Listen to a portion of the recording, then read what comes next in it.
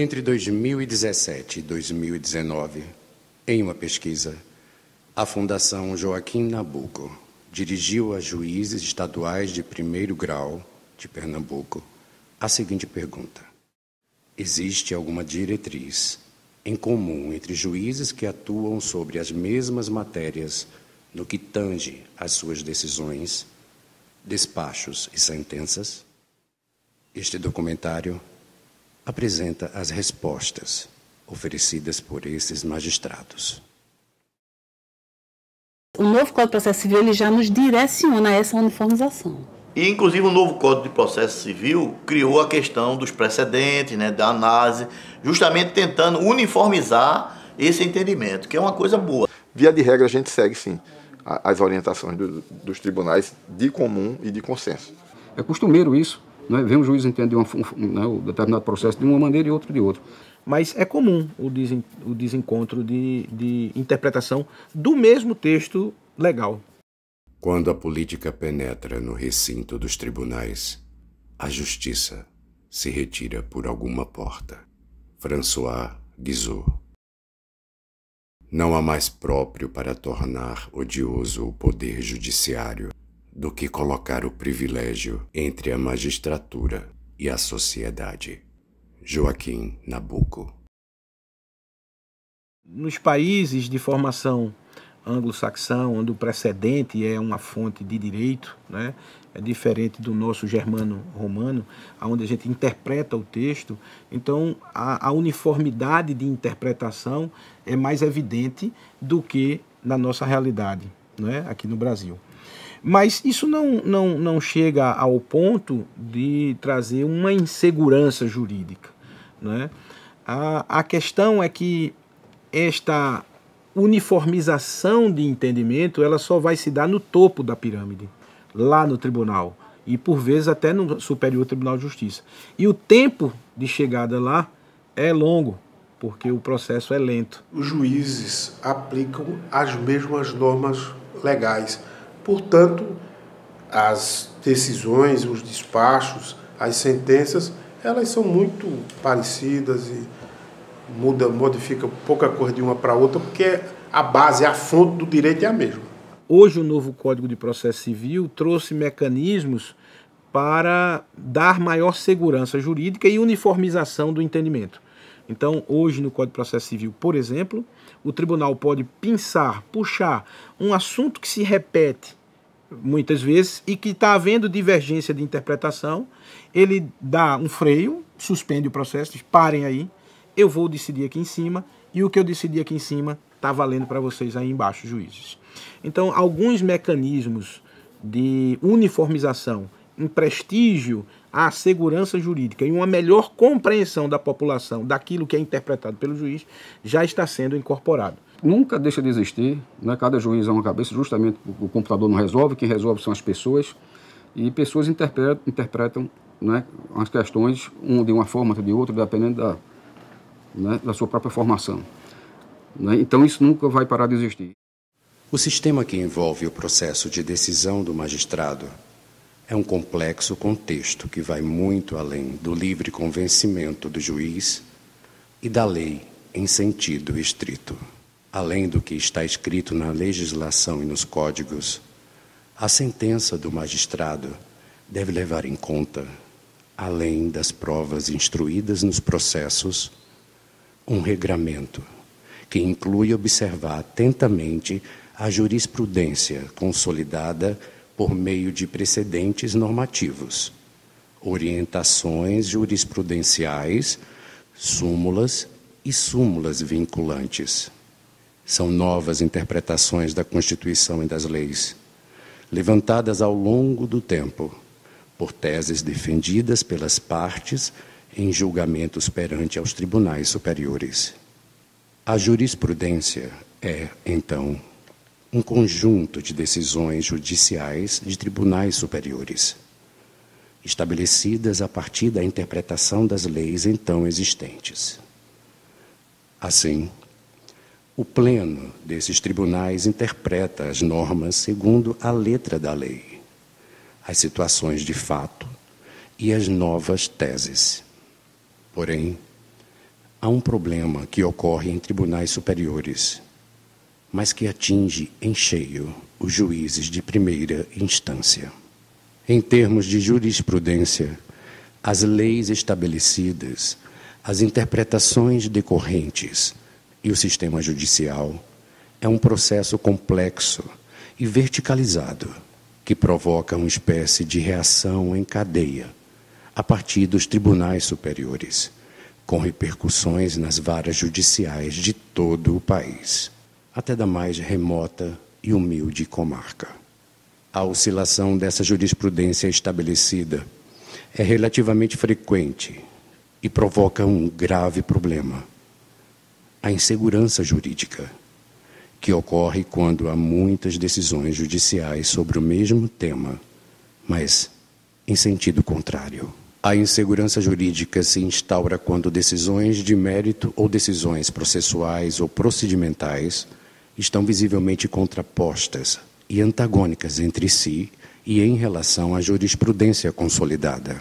Constantemente e progressivamente, observam-se decisões liminares e monocráticas de ministros de tribunais superiores nesse sentido. Uma decisão monocrática é aquela tomada por um único ministro, que não necessariamente será corroborada ou mesmo votada pelo pleno do tribunal. E isto é um grande problema para a concretização da justiça. O novo Código de Processo Civil, ele determina que nós temos uma uniformização das decisões, né? Como eu disse, eu sou desburocratizante. Tem juiz que não, que é legalista, que faz aquela coisa bem amarrada, né? Isso é questão de personalidade de cada um, de tipo de ideal deles, né? Aí eu acho que isso aí nem código, nem lei nenhuma vai entrar no espírito do colega, né? Muito complexo, né? Muito embora haja aí um esforço das cortes superiores no sentido de unificar os pensamentos, mas cada juiz tem uma cabeça e tem um sentimento dos problemas que chegam para a sua avaliação. A diversidade de pensamento entre juízes, ela é algo natural. Muito embora o entendimento seja tirado de um mesmo texto legal, né, de um mesmo texto normativo, é comum termos entendimentos ou interpretações diferentes, não é? Isso não é algo estranho à nossa realidade e faz parte da nossa cultura. O bom é que eu não tenho chefe. Desembargador não é meu chefe, ministro não sou meu chefe, magistrado é o gênero, espécie é juiz, ministro, aliás, juiz, desembargador e ministro. Então veja só, já que eu não tenho chefia, eu sou altaneiro para jogar, tanto que só desfaz minha decisão, um só desembargador não desfaz, um só ministro não desfaz. São 3 desembargadores para desfazer o que o juiz faz. Ele pode até conceder de forma liminar, mas tem que levar para a turma para que referende, chancele ou não. Então, veja só, o entender da justiça, o fazer justiça, o aplicar a lei é de cada magistrado. Às vezes, a gente tem que ver o que é melhor para aplicar em relação ao jurisdicionado. Só que eu entendo que essa liberdade é que move a gente. Não é? Ela move a gente. Ela está respaldada por lei e ela move a forma de cada um trabalhar. Os juízes daquele juizado, eles têm a liberdade de julgar conforme a lei, conforme o entendimento que eles têm sobre determinada matéria. E o despacho, as decisões, as sentenças que são proferidas pelos referidos juízes, nas mais diversas áreas, elas, por exemplo, questão do dano moral. Um juiz, em determinada situação, vislumbra que houve dano moral, aí dá um certo valor. Outro vislumbra, o entendimento dele acha que não houve, e o outro dá um valor maior. Na verdade, cada juiz, ele julga de acordo com o seu convencimento. Essa, na verdade, é uma maior garantia que a magistratura pode ter, de julgar de acordo com a sua independência funcional. Okay? Obviamente que as decisões têm que ser motivadas e não há nenhum... Obviamente que todos os juízes, ele procura decidir de acordo com a lei. Agora, obviamente que a lei precisa de uma interpretação. E cada um decide de acordo com a sua convicção, obviamente que motivando as suas decisões. Eu não conheço um caso pontual recente, mas eu me lembro que foi resolvido há pouco tempo, pelo Supremo Tribunal Federal, por exemplo, enquanto ele definiu que era inconstitucional a prisão, por exemplo, por dívidas aqui no Brasil. Então, infiel depositário, etc., quer dizer, a pessoa financiava um carro, não entregava, ia obrigado a entregar, intimado para entregar, não entregava, ia preso. Então, uns entendiam que podiam, porque o Brasil tinha assinado, né, o Pacto de São José da Costa Rica. Então, enquanto o Supremo deu a última palavra, os magistrados mandavam prender por esse fato, e outros não mandavam por conta do mesmo pacto. Até que veio uma decisão final do Supremo, por exemplo, que botou um ponto final a isso, né, esse entendimento. A gente segue algum roteiro, principalmente o roteiro dos tribunais, a exemplo dos enunciados, das súmulas vinculantes, né? Então isso serve, eu diria, uma decisão sumulada, ela serve de norte para você decidir aqui. Isso basicamente há um consenso entre todos os magistrados de seguir aquele comando do Supremo, do STJ, do nosso tribunal, né? Sem, obviamente, interferir em algumas circunstâncias no próprio livre convencimento do magistrado, né? Que isso aí é constitucional e isso aí não pode ser interrompido. No passado o juiz tinha, eu posso interpretar, ele tinha mais autonomia para decidir. Hoje nós temos essa autonomia, mas nós estamos ainda vinculados, de certa forma, tolhidos pela súmula vinculante. Algumas interpretações, elas não podem fugir àquilo que os tribunais já decidiram. E os tribunais fizeram isso para diminuir também o volume, por conta das ações repetitivas. Criando-se uma súmula, barraria toda esse processo chegar até lá no Supremo, ou no STJ, ou nos tribunais locais, para decidir questões já decididas. Por isso criou-se essas súmulas. Mas nós, às vezes, eu vejo algumas teses interessantes, mas nós estamos presos a essas súmulas. No entanto, mesmo com a jurisprudência estabelecida, os juízes afirmam que ainda existe, por parte dos magistrados, um esforço para uniformizar as decisões. Mas, por outro lado, admitem que há situações em que prevalece o convencimento subjetivo de cada um a respeito dos casos que serão julgados. O juiz ele tem a liberdade, o seu livre, uma discricionariedade dentro da legalidade para julgar. Ele não pode ficar adstrito a uma uniformização que lhe tolha a capacidade para decidir. Agora, normalmente, na área da infância, na área civil também, os juízes se reúnem para que se uniformize alguns entendimentos. E isso se reflete o quê? Numa celeridade na instrução dos processos e no julgamento. O próprio Código de Processo Civil atual, ele já tem essa orientação. Os juízes cíveis, eles têm um grupo de estudo para que eles estudem aquela matéria e consigam fazer uma coisa mais linear, né? Só que a gente esbarra, às vezes, com o livre, é um princípio de ordem constitucional e processual. O livre convencimento do juiz. Nós somos seres livres e, portanto, nós temos o direito de pensar de uma forma em determinada matéria e o outro colega pensar de outra forma na mesma determinada matéria. E cada um tem esse direito de decidir dessa forma ou daquela outra. Essas questões assim, elas são corrigidas, porque quando o juiz dá a decisão, a parte pode recorrer e vai para o egrégio colégio recursal. que são compostos, cada turma, né, do Colégio Judicial são compostos de 3 juízes que vai reavaliar, reanalisar a decisão daquele juiz.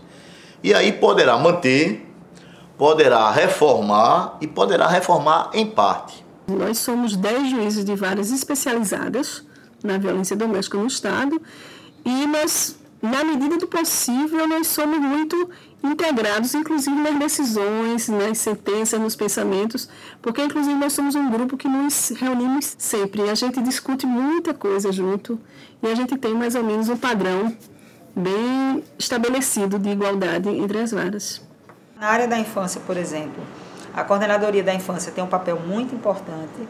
Nós temos um desembargador, Dr. Luiz Carlos, que é um nome, é uma sumidade na área da infância e juventude, e ele tem essa preocupação. Todos os anos nós temos as chamadas Jornadas Pernambucanas na área da infância e juventude, que nada mais é do que um curso que ele é dado em todo o estado de Pernambuco, nas circunscrições, ou seja, ele abrange todos os juízes e servidores que atuam na área da infância e juventude, e esse curso justamente se destina a capacitar e nessas capacitações buscar uma uniformização dos procedimentos na área da infância e juventude, já para garantir isso, uma maior eficiência e celeridade no julgamento dessas ações. Foi criada também a turma de uniformização jurisprudencial, ou seja, das decisões da turma, porque às vezes são diferentes, a decisão do juiz é uma. Às vezes a turma também tem uma decisão, e a outra turma às vezes tem uma diferença. Então, foi criada essa turma de uniformização justamente no sentido de tentar uniformizar o entendimento de determinada matéria, direito material. Isso aí a gente vê com bons olhos, porque a turma de uniformização decidindo já é um indicativo para quando aquele juiz for julgar aquela mesma matéria, que talvez ele tenha decidido de uma forma diferente, ele siga a decisão da turma de uniformização. E com isso o direito fica uma coisa mais concreta, né? Porque se cada um decide de uma forma, quer dizer, vira uma loteria. Então nós conhecemos o entendimento do outro, conhecemos o entendimento do colégio recursal, né? Que é a via recursal. E isso, de alguma forma, facilita para o julgador, né, se posicionar. Existe aqui um entendimento comum, né? São mais 3 juízes e para não haver a questão de decisões conflitantes, não é, quer dizer, cada juiz ele faz seu juízo de valor e seu convencimento. Eu posso decidir uma matéria aqui e a mesma matéria seja decidida pelo colega aqui ao lado, auxiliar, e que ele pode entender de outra forma. Mas nós, como disse, temos mais 3 juízes auxiliares e o nosso relacionamento aqui é muito bom. Existe realmente aqui uma consonância na maneira de decidir, não é? Cada um tem sua liberdade de convencimento e de interpretação da lei ao caso concreto. Mas para não haver problemas de conflitos, tal, a gente tem esse entendimento aqui e nessa parte funciona muito bem. As decisões e sentenças dos magistrados de primeiro grau podem ser ainda mais complexas e dotadas de maior grau de subjetividade. Quando o objeto das decisões são causas relacionadas às esferas do direito criminal, família, infância e juventude. Temas que, atualmente, são influenciados por questões culturais, de costumes e, claro, dizem respeito aos direitos humanos. Nesse sentido, já é comum que, em suas sentenças, os juízes decidam guiados por ideologias e por agendas progressistas. Em tais temas, há uma confluência entre a jurisprudência já estabelecida pelos tribunais superiores com as teses levantadas por vertentes ideológicas hegemônicas no atual contexto sociocultural, mas que ainda não foram totalmente assimiladas pelo direito positivo. É preciso ressaltar que a Constituição Federal de 1988 adotou 2 modalidades de controle de constitucionalidade. o concentrado e o difuso. O primeiro é monopolizado pelo Supremo Tribunal Federal, STF, ao tempo em que o segundo pode ser realizado por qualquer juiz ou tribunal. Porque quando a gente fala de justiça criminal, a gente fala de uma carga de ideologia muito grande nas decisões, né? Diferentemente no âmbito do direito privado, do direito público, sob o aspecto de fazenda pública e tal, existe um tecnicismo muito grande nas outras áreas. E na área criminal, não. Diversos temas novos na área da infância. Nós temos os temas da transexualidade, nós temos o tema do intersexo, nós temos os temas de crianças que estão sendo adotadas por famílias diferentes, né? Hoje os tribunais superiores já decidiram que famílias homossexuais têm o mesmo tratamento das famílias heterossexuais. Então todas essas questões precisam ser debatidas mais no judiciário. Essa atenção de que quem somos nós juízes, representantes do Estado. Eu imagino o seguinte, se há uma harmonia, né, de entendimento entre juízes que atuam na mesma área. Em regra, sim. Agora, alguns assim são mais rigorosos, outros mais maleáveis. Há uma certa influência, acho que sociológica nas decisões, quer a gente queira ou não. Mas, no geral, sim, o trabalho nosso é muito parecido. Principalmente, eu me refiro às varas criminais por distribuição. Muito parecido. Acho importantíssimo dizer, para contribuir um pouco mais com o seu trabalho, dizer que o Estado tem limites. O Estado é laico. Então, no que diz respeito à infância e à juventude, temos que garantir o exercício do poder familiar. O que é o poder familiar? É a guarda, o sustento e a educação. Ponto. Se uma pessoa é capaz de exercer a guarda, o sustento e a educação, ela pode ser um bom pai e uma boa mãe. Como ela faz sexo, com quem ela se casa, qual o gênero que ela escolhe, se diz respeito à sociedade, se diz respeito à moral, à religião, a questões que não são do judiciário. Na área criminal a gente tem um perfil, a gente traduz muito da nossa ideologia nas decisões. Isso é um fato. Quando você prende, quando você solta, né? O que é que você pretende com o uso do direito penal? E aí fica muito evidenciado um perfil. O viés ideológico ele está muito posto na nossa decisão. O judiciário tem seu limite nesse aspecto porque a família é um fenômeno cultural. A família não foi criada pela lei, não é a lei que fiscaliza a família. A família, como eu disse, é um fenômeno cultural, livre em sua organização, em suas organizações, em sua realização. Portanto, acho importante dizer que o nosso papel tem limites, sim, e que nós não podemos ultrapassar os limites das liberdades individuais e do princípio da dignidade da pessoa humana. Então, lamentavelmente, me parece que no âmbito do Poder Judiciário do Estado de Pernambuco, a gente tem uma visão muito recrudescedora do direito penal. E aí há uma certa dissonância entre o pensamento de alguns juízes, né, que são mais garantistas, que são mais comprometidos com os direitos fundamentais, né, e outros que são menos comprometidos, são mais comprometidos com a prisão. Eu tenho um entendimento diferente, eu divido os meus colegas juízes do júri, porque eu não dou pena baixa. Porque eu digo aquilo ali foi uma vida tirada. Então, se é a vida tirada, eu não posso, penso eu, dizer desta forma, ou apoucar. Já outros colegas dizem, não, eu gosto do direito mínimo. E estou certo eu, está certo ele. Em 2018, a Associação dos Magistrados Brasileiros, AMB, realizou a pesquisa de opinião Quem somos a magistratura que queremos? 13.000 magistrados de primeiro e segundo grau, desembargadores estaduais e federais, além de ministros de tribunais superiores, responderam às questões da pesquisa. Destacamos aqui apenas alguns dados relativos aos magistrados de primeiro grau.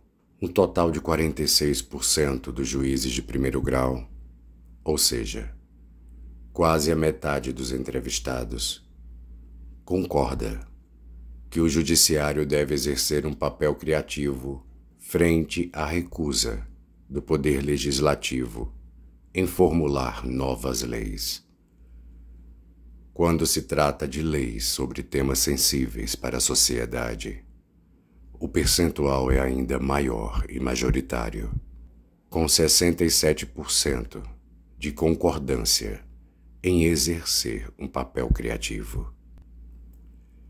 Um total de 23,1% acredita que o Poder Judiciário não é neutro em suas decisões, porque crê que o magistrado deve mesmo interpretar a lei no sentido de aproximá-la das mudanças sociais. Por fim, somente 8,3% dos juízes entrevistados acreditam que a falta de neutralidade do Poder Judiciário ameaça as liberdades. Não é possível conceber que, sem perigo da ordem pública e dos direitos individuais dos cidadãos, o Poder Judiciário seja absoluto, sem responsabilidade, sem corretivo algum. Joaquim Nabuco.